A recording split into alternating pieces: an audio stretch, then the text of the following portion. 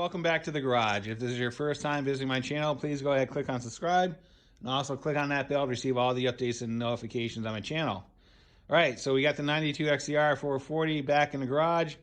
It's been sitting in my shed for about the better part of a year and a half, just kind of sitting there idle. But now it's the time to kind of bring it back and continue on the journey of the restoration on it. So what we're going to do today is we're going to install an accessory.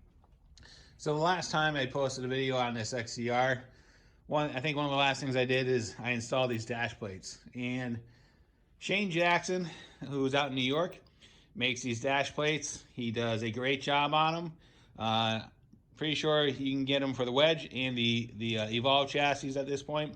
He's broadening his capacity. And so what we're going to do is we're going to install another product that he's working on. And so about 9 months, Shane has sent me this.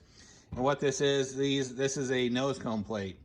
And what this is designed to do, it goes into the nose cone. It actually uses the factory holes that are already existing on the nose cone to mount up. And then you just hold it on by 3 sheet metal screws. I'm going to actually paint this to actually match the body color of the sled. And also what I'm going to do is I want to light up. I want the nose cone to light up. So basically at night you'll actually be able to see Indy and everything else. So what I've also purchased is some rock lights, and we'll work on that after the fact. But so Shane Jackson makes these. I'm not sure what his pricing is on this point. I know he's still working on the process to get them squared away. So what we're gonna do is I'm gonna go through my process as far as prepping and painting it. You can go from there, and then once it's all set to go, we're gonna take the nose cone off, and then we're gonna mount it, and then we'll worry about the installing the lighting on it. All right, so with that being said, let's get to work. Okay, so we're gonna start the prep to paint this thing. I'm not actually sure what this material is made of, but whatever it is, I think it has a high nickel content, because this thing has been sitting in my shed for, again, like a year and a half, oh, probably about 9 months, right? I think Shane sent it to me in the spring of 2021.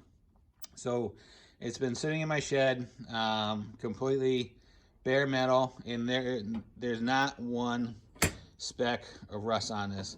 I'm not sure if it's stainless or what it is. I'll talk to Shane. I'll actually figure out what it is. So, but regardless, you have the option. You can just kind of throw it in there as is, or you can paint it. So for me, I'm going to paint it, and what we're going to do is, with any painting project, there is a process that you need to follow, because if you don't, you'll end up with shitty results with the paint. So this is what I always do. So what we're going to do is we're going to completely wipe down the plate with isopropyl alcohol. And what that's going to do, that's going to strip any oils, greases, silicones that may be on the plate. We'll do that 2 or 3 times. And once we do that, then I'm going to spray it with some self-etching primer designed for bare metal. And then we'll do a couple coats on that. We'll sand it with 400, and then we'll go with our top coat. I actually just realized I don't have the right color, so after we prep this and I prime it, I'm going to go to the store to get some paint. But regardless, let's go ahead and get this thing prepped and get it primered. All right, so I've gone ahead and wiped it down with the isopropyl. Again, when you're doing this, make sure you glove up, and you're basically working in a kind of a clean environment, because the last thing you want to do is just transferring oils from your hands as you're trying to clean it. And all we're going to do is, again, we're using this self-etching primer, and we just do a couple light coats.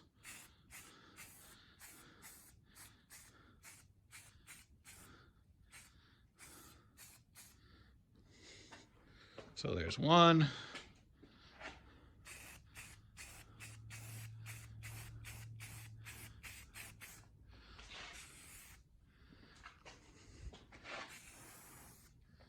All right, so we have one nice light coat on it. So what we'll do is we're gonna let this flash off for about 2 or 3 minutes. Then we're gonna come back with a second coat.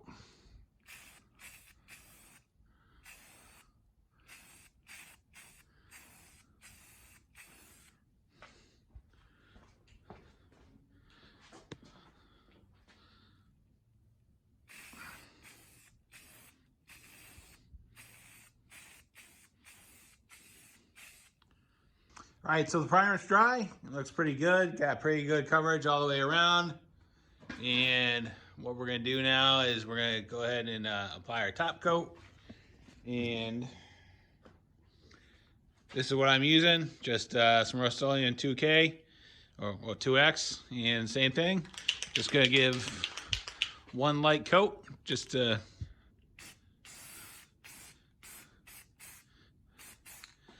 that's good for the first one. Don't want anything real heavy.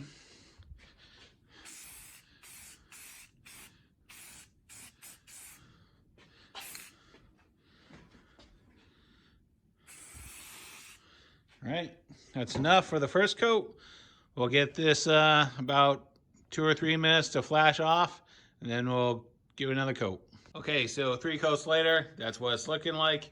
Looks pretty good, even coverage. So we're gonna let this dry, and then we're gonna go over to the sled and start taking the nose cone off, and it's pretty straightforward.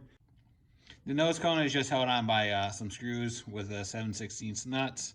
There's one in the center, there's 2 on the end, and there's 2 more on the ends. So what you want to do is, depending on the year of the sled, they're going to be a large screw, and what you're going to do,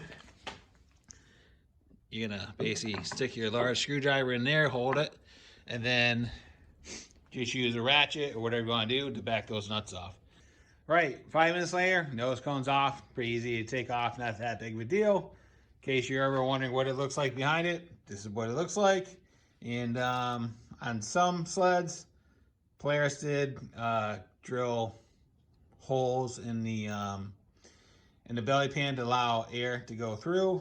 Some don't, so if you see it, don't be alarmed. It is normal. All right, so when we do this, we'll go over to the nose cone, and I'll show you how this is going to attach. So on the nose cone, there's 3 holes or standoffs built into the nose cone. It's almost like they were there by default, like Polaris wanted you to do this, right? So all we're going to do is we're going to mount the plate in that over those 3 mounting holes. So what we're going to use is sheet metal screws. And so what you have to be aware of is the bosses where they're going to go into. They're not that deep. So all you need to do is just take a sheet metal screw, find one that's close. And for me, I did cut the tip off of these just so I don't have to worry about it kind of poking through on the other side. Shane is aware of that. He is going to supply the right screws on it. So, but again, just be aware. You don't want to use any type of screw on there, because before you know it, it may poke through the other side. So what we're gonna do is we're gonna attach the plate to the nose cone and go to the next step. All right, so we have it installed. Like I said, just 3 sheet metal screws, and zip it right in. Show you what it looks like from the other side. All right, so it's installed. Pretty easy to do. Looks pretty good. So if you want, it's completely up to you. You can leave it as it is. But what I'm going to do, like I said, I want to light it up from the back to kind of draw attention to it. I really don't know what it's going to look like, but we're going to try it anyway, and we'll see how it goes. All right, so to provide a light source, what we're going to do is I just picked up a 2-pack of some rock lights, and all they are is 12-volt LED lighting. And so there's the other one. And what I've done is I've drilled 2 holes. Basically, what I did is I centered off of this one between the hinge and that hole, because we know that hole is in the center of the nose cone, and I think we came across 3 1/4 inches on both sides and 2.5 inches down, because again, if you look at the nose cone, you want to be above this hole, so not to interfere with the reinforcing rib on the nose cone. So what we're gonna do is we're gonna wire these up. These are just 12-volt LEDs, and we're gonna use the existing 12-volt power source that's on the sled. So I'm gonna go ahead and wire up, and once I get to the point where it's done, I'll show you what I did. All right, so I have the lights installed, and I'm still working on the final layout. Again, this is really just a proof of concept to see how it looks. I'm really not committed to the layout of the wiring, but I show you what I did just for the sake of for demonstration. So I got them mounted, and all I did was, I tied them together, red to red, black to black, and then I took a section of trailer wiring, which happens to be brown and yellow, which corresponds to the wiring on the Polaris sled. Yellow is always 12-volt regulated, and brown is always ground. So I spliced them together with a couple of butt connectors, and then I have it going through some flex loom, and then run along the pipe, and then it's kind of going along. And then what I've done is I tied the yellow into the voltage regulator. I just stripped it back and separated the regulator, pushed the yellow wire into the butt connector, and reinserted the butt connector, making a solid connection. And then I just took the brown and just attached it to the existing ground block on the regulator. So why don't we go and fire up, and I'll show you that the lights are indeed working.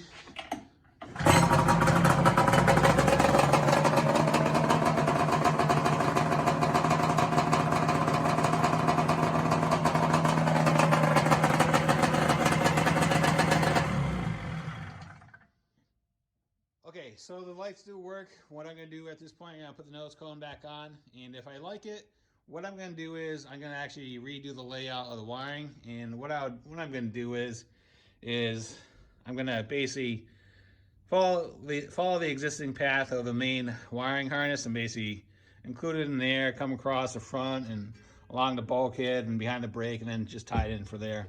So why don't we do this? Why don't we go ahead and throw the nose cone back on and secure it and see how it looks.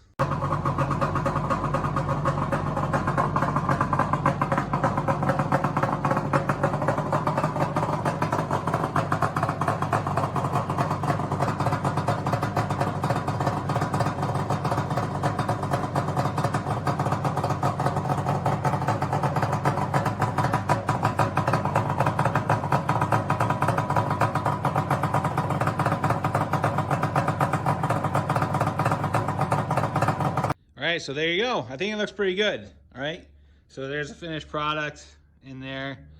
So my nose cone is not in the best of shape. Before I bought this sled, it was stored outside, and some mice unfortunately ate the lower edge of the nose cone. And it's specific to the XER because it's got the white on it. So, yeah, I think it looks pretty good. All right, so what I'm going to do is I'm going to put a link out to Shane Jackson so you can get in contact with him on your own in case you want to get a set of these. If there's any questions about the install or anything like that, or as far as what I did, go ahead and leave them in the comments box. I'll get back to you as soon as I can. And as always, thanks for watching and have a great day. See ya.